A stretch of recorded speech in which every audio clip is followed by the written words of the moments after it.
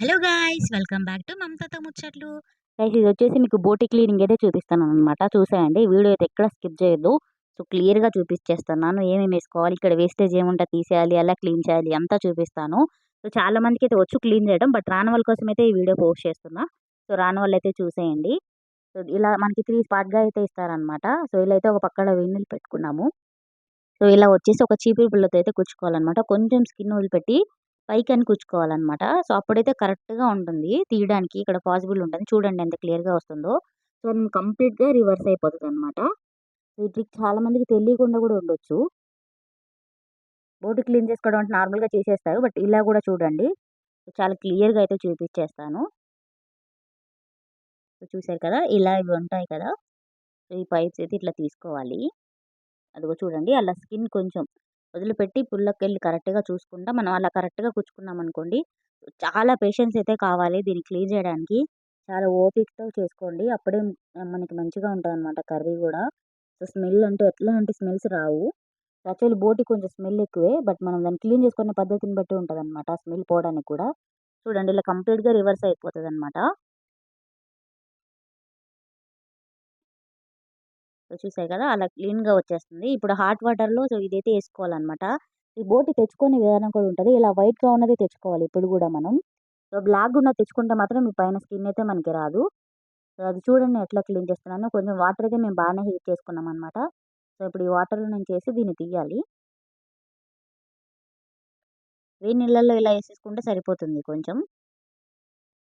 So, ఎక్కువ ఉడకనియొద్దనమాట. వెంటనే తీసేయాలి కొంచెం వేడి కాగానే. చూసారు కదా! అదే వేడి మీద పట్టుకొని ఇలా అయితే తీసేయాలనమాట. ఇదొచ్చేసి మా అత్తయ్య చేస్తున్నారు. సో, అత్తయ్యకైతే చాలా క్లీన్‌గా పేషెన్స్‌తో చేస్తదనమాట బోటి. సో, అది వండినట్టు ఇంట్లో స్మెల్ కూడా రాదు. అంత నీట్‌గా చేస్తారు. చూడండి వేడి నీళ్ళల్లో ఏసి ఇట్లా తీసేస్తే ఇలా వచ్చేసిద్దనమాట.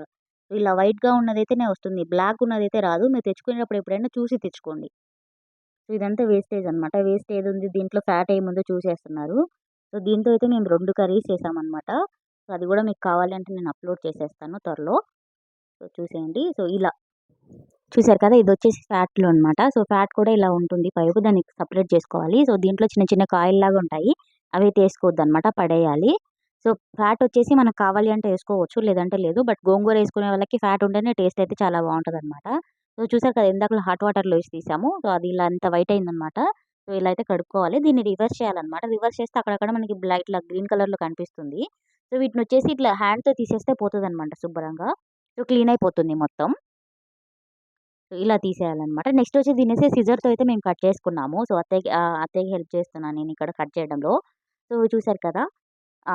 ఇలా అయితే కట్ చేసుకోవాలి. మనం ఇన్ కేస్ సిజర్ ఉందంటే సిజర్‌తో కట్ చేసుకోండి. త్వరగా అయిపోతుంది. లేదు ఇన్ కేస్ కత్తిపీట అది ఉంది అంటే కట్ చేసుకోవచ్చు అలా కూడా. బట్ పీసెస్ అయితే ఇంత పెద్దగా ఉండాలనమాట. ఎందు గురించి అంటే మనం అదని కుక్ చేస్తాం కదా! కుక్ చేసేటప్పటికి చిన్నగా అయిపోతాయి ఆ పీసెస్ అనేవి. సో, చూడండి ఇలా కట్ చేసుకోవాలి. సో, సింగిల్ హ్యాండ్‌తో కూడా మనం కట్ చేసుకోవచ్చు ఒక్కళ్ళమే ఉన్నా కానీ ప్రాబ్లమ్ ఏం లేదు. ఈ పైప్స్ ఉన్నాయి కదా! ఇవి గూడా కట్ చేసుకోవాలనమాట. సో, ఇవి ఇలా పెట్టుకొని మేము ఇవి గూడా పెద్ద పెద్దగానే కట్ చేసుకోవాలి. ఎందుకంటే మనకి కుక్ అయిన తర్వాత ఇది గూడా చాలా చిన్నగా అయిపోతాయి. ముందు అస్సలు వీటిని కుక్ చేయొద్దు. ఇలా క్లీన్ చేసుకొని తర్వాతే ఉడకబెట్టాలి. చాలామంది ఉడకబెట్టిన తర్వాత గూడా క్లీన్ చేస్తా ఉంటారు. అది చాలా గలీజనమాట. సో, అట్లా చేయకూడదు. బాగుండదు అట్లా చేస్తే. సో, చూసారు కదా! ఇదిగో ఇలా అనమాట. ఇలా కట్ చేసుకున్నామనమాట మేము. సో, వీటినొచ్చి నెక్స్ట్ మెయిన్ ఇది వచ్చేసి క్లీనింగ్ ప్రాసెస్. దీంట్లో ఒక ఆనియన్ ఏసుకున్నాననమాట. నెక్స్ట్ వచ్చేసి ఇది గోధుమ పిండి. ఈ గోధుమ పిండి ఏందంటే నీసు వాసన పోగొట్టడానికి చాలా హెల్ప్ అవుతుంది దీంట్లో. ఇలా కలుపుకున్న తర్వాత మంచిగా ఇట్లా 2 చేతులతో బాగా మిక్స్ చేయాలన్నమాట దీన్ని. చేసిన తర్వాత ఇందులోకి కొంచెం పసుపేసుకోవాలి. సో, చూసారు కదా! ఇలా పసుపేసుకొని అట్‌లీస్ట్ ఒక 7-8 టైమ్స్ అయితే దీన్ని వాష్ చేసుకోవాలన్నమాట. మనకప్పుడు చాలా వైట్ అయిపోతది. క్లీన్ అయిపోతది. ఏది ఉండదన్నమాట అప్పుడు దీంట్లో స్మెల్ ఉండదు. చాలా వైట్‌గా అయిపోతాయి. మీరు చూడండి నేను ఇట్లా క్లీన్ చేస్తున్నా.